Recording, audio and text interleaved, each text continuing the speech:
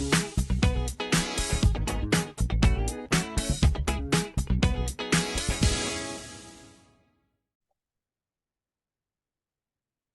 Everyone. आज हम करने जा रहे हैं क्लास नाइन्थ का चैप्टर नंबर 7 एंड जिसमें हम करेंगे कि ट्रायंगल्स एक्चुअली किस तरीके से इनके क्वेश्चन ट्रायंगल से रिलेटेड क्वेश्चन सॉल्व करेंगे।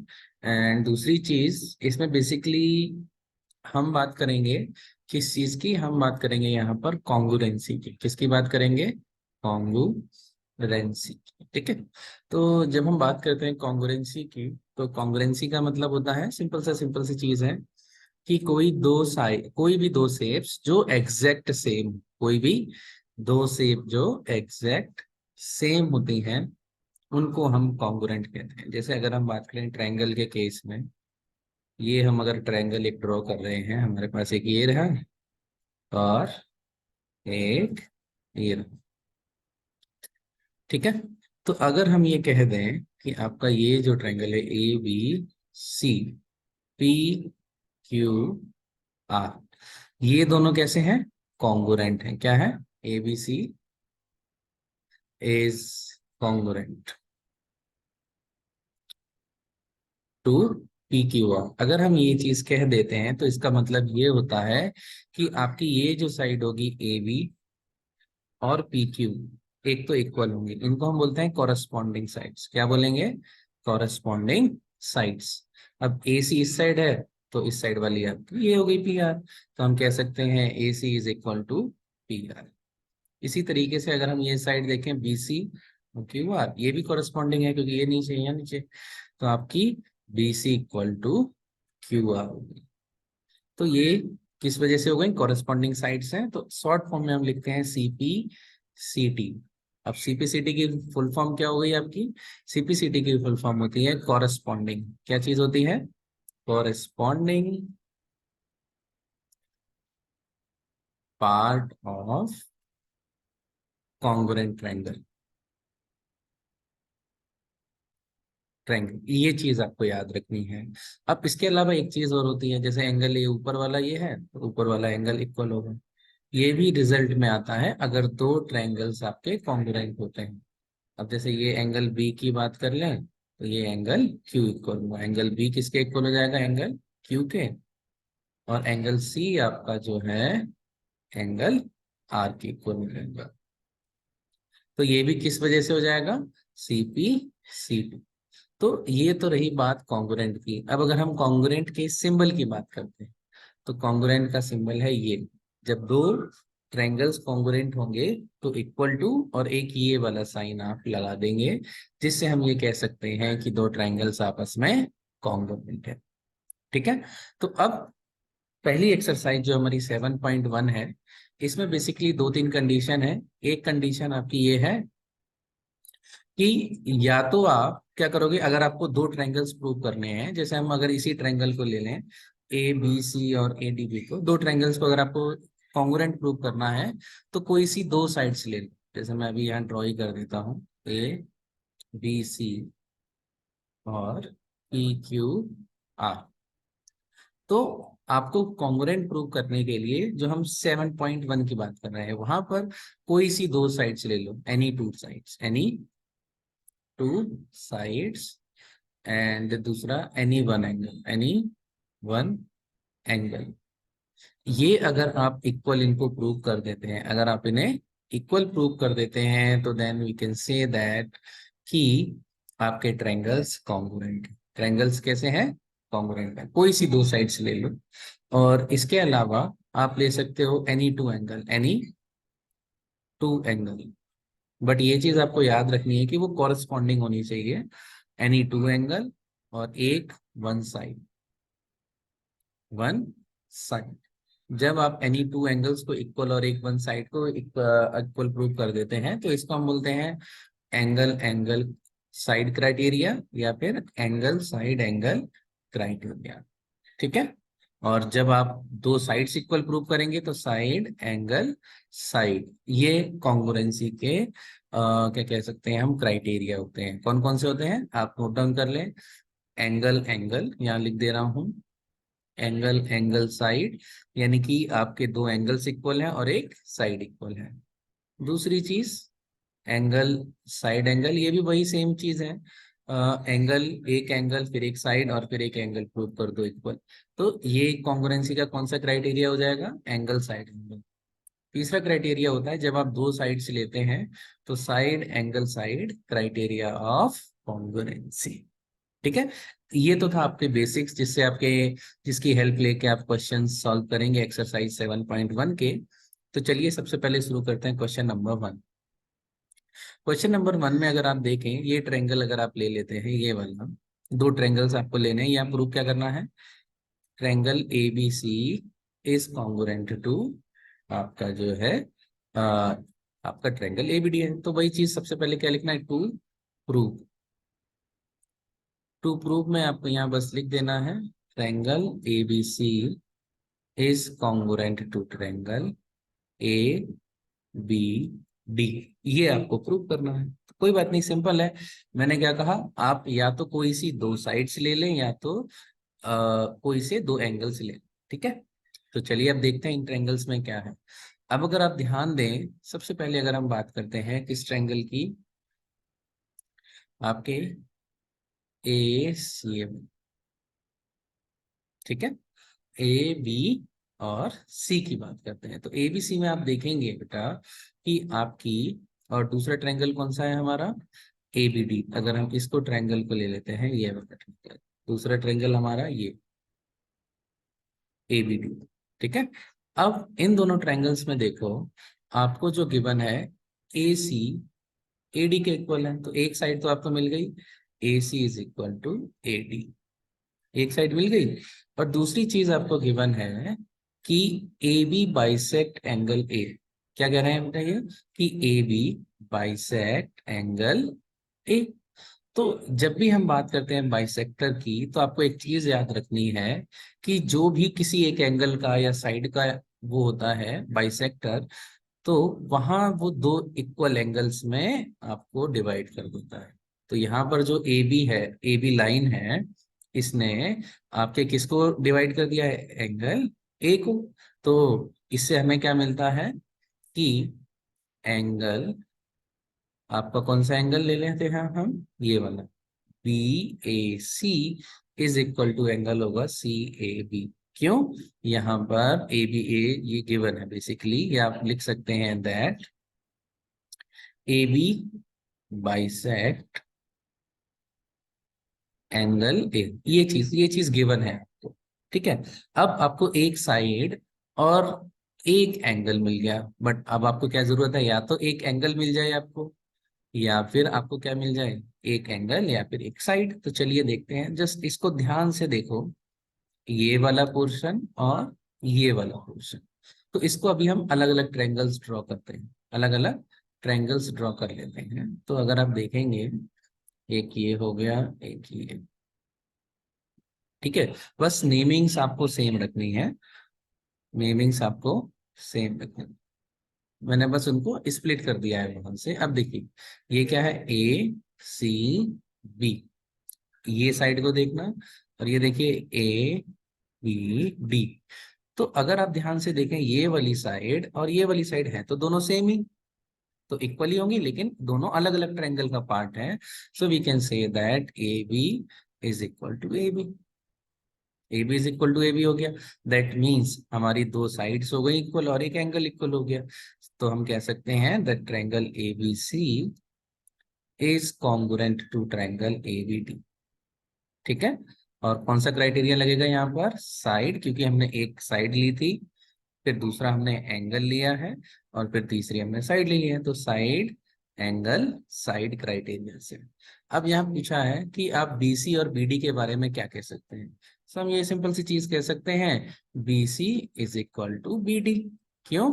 By C P C T. बेझिझक बिना सोचे समझे बस लिख दो, C P is equal to C T by C V C is equal to BD because of CPCT, corresponding part of congruent triangles। ठीक है। चलिए नेक्स्ट क्वेश्चन कर लेते हैं। तो नेक्स्ट क्वेश्चन की बात कर लेते हैं। हमारे पास क्वेश्चन नंबर 2 दिया हुआ है। क्वेश्चन 2 में अगर हम देखें, आपको एबीसीडी एक क्वाड्रिलेटरल दिया हुआ है एंड आपको जो प्रूव करना है, हम उस पर आते हैं सीधा। आपको ये प्रूव करना है that triangle ABD is congruent to triangle A BAC, है ना। तो एबीडी देख लेते हैं पहले, कौन सा है, ए बी डी। एक ये ट्रायंगल हो गया, ठीक है। और दूसरे ट्रायंगल अगर हम बात करें, आपका दूसरे ट्रायंगल की बात करते हैं, तो ट्रायंगल कौन सा है, B A C. B A सी कौन सा है, बी ए, ये ये दो ट्रायंगल्स को आपको प्रूव करना है कि ये दोनों कॉन्ग्रुएंट है। तो चलिए देख लेते हैं इन ट्रायंगल्स में ऐसा क्या क्या गिवन है। तो सबसे पहले वही चीज लिखनी है कि टू प्रूव क्या करना है। सो सबसे पहले लिखते हैं टू प्रूव। आपको यही करना है that triangle A B D is congruent to triangle B A C, ठीक है, ये लिख दिया। अब वही जो जो गिवन है, देखो यहाँ देखो, अगर हम देखें इस साइड AD को और BC को, ये तो इक्वल गिवन है। So we can write that AD is equal to BC। ये चीज तो हमारी गिवन हो गई।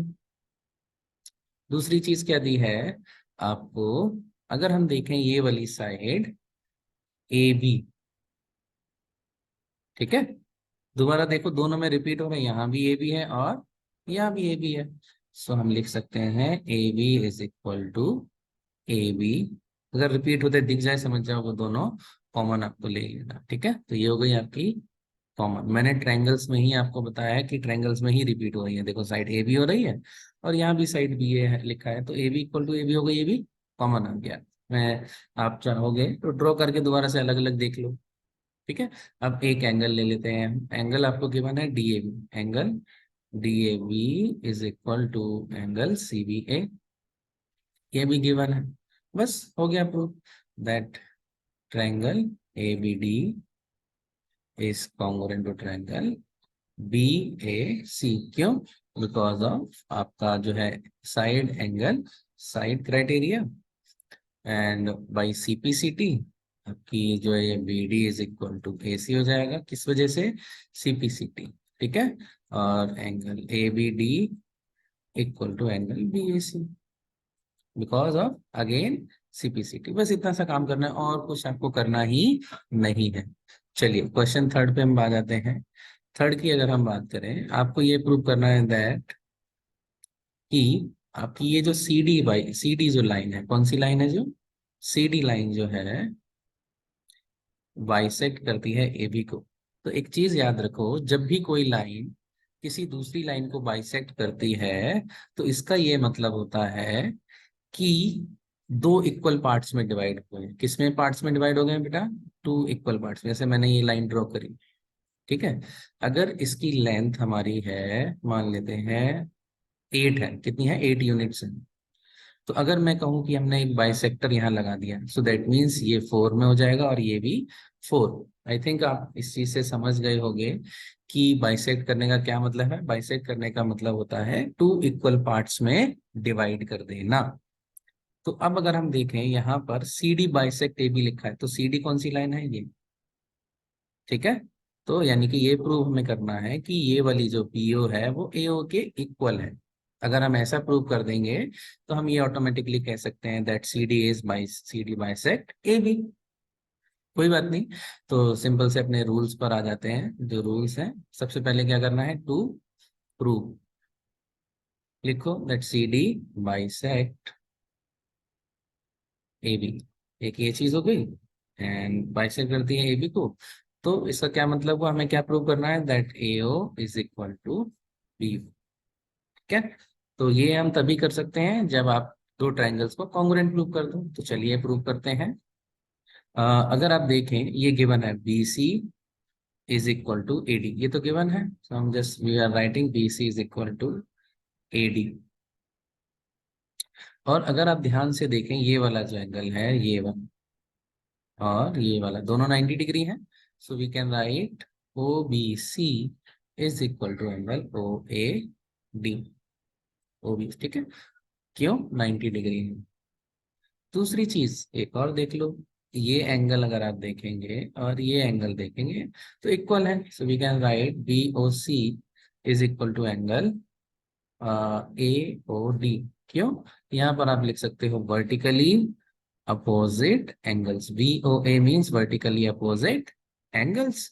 सो दैट इज वाई। अब हम यहाँ देखो, यहाँ पर दो एंगल्स इक्वल हो गए, एक ये और एक ये side. So from 1 and 2 we can say that triangle OBC is congruent to triangle OAD. So from that we can say that therefore BABO is equal to AO by CPCT. ठीक है? And hence we can say that CD bisect AB.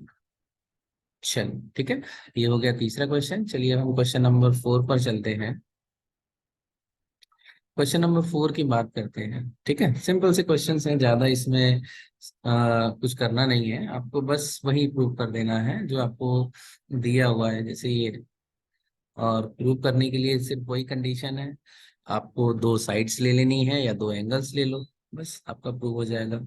अब इस question में अगर आप देखें, क्या given है that these lines L M are parallel. सबसे पहले टू प्रूव लिखो।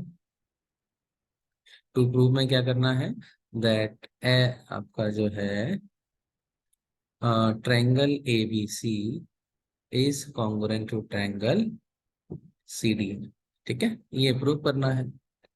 ओके, सो देख लेते हैं आपको क्या गिवन है। एल इज पैरेलल एम, ये गिवन ही है। So from that we can say that आपका एक ये जो एंगल है बी ए सी, कौन सा angle? B A C, B A सी ये वाला, ये बी ए सी। ठीक है, किसके इक्वल हो जाएगा एंगल? ये ए सी डी के, ए सी डी। ये अल्टरनेट एंगल्स क्या है बेटा? Alternate angles.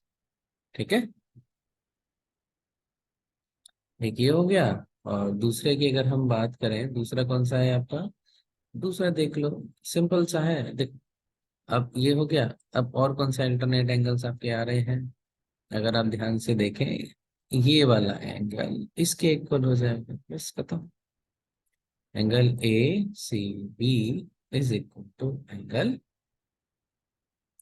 आपका जाएगा सी ए डी। हो गया, दो एंगल्स हो गए।